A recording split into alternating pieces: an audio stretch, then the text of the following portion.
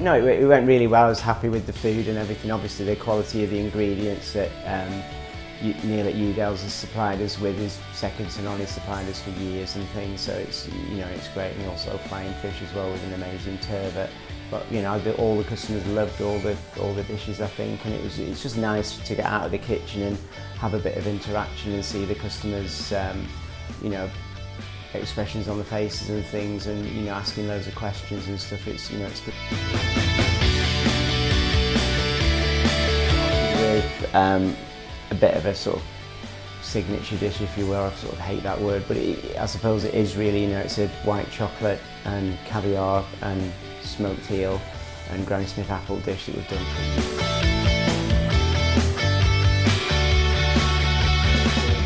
you. Anjou squab pigeon from Udell's. The process is a bit laborious, but the finished result is amazing.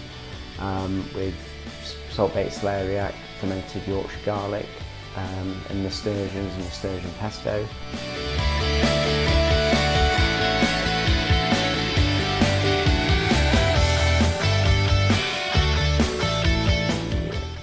Fermented and poached and comfy blackberry dish with olive oil cake and a few other things on there as well.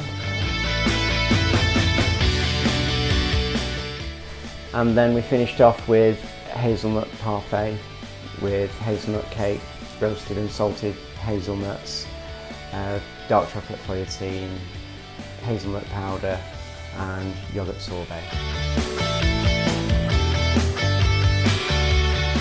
It worked really well, you know, all the equipment's great to use, you know, we're pretty familiar with it anyway. We've got some kit like that at the Angel, so it's, you know, it's all familiar, but it's just nice to get out of the kitchen and to cook in somewhere that is slightly alien to you. It's a bit of a challenge, but it's a good challenge, you know, it's good for us to get out of the kitchen and just cook somewhere different once in a while.